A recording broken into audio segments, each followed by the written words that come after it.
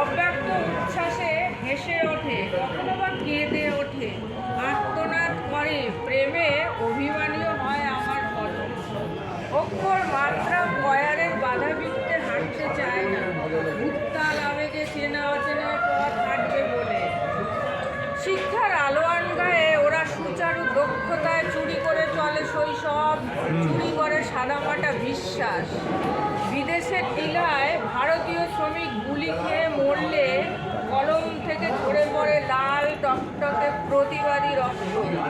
সেনা শিবিরে হাত বদল হওয়া মেয়েরা ধর্ষিত হলে বিস্ফারিত হয়ে উদ্ধত হয়ে ওঠে কলমের হিমায়িত লজ্জা।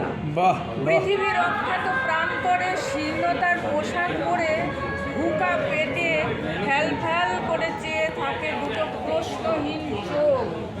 হ্যাঁ, তখনই মনে হয় নিজেদের ভরা পেট থেকে দাস্য ভ্রমণে বেরিয়ে আসুক শিক্ষা, চেতনা, অহংকার।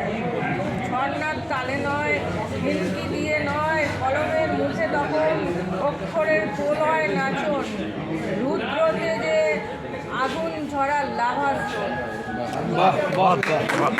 ধন্যবাদ।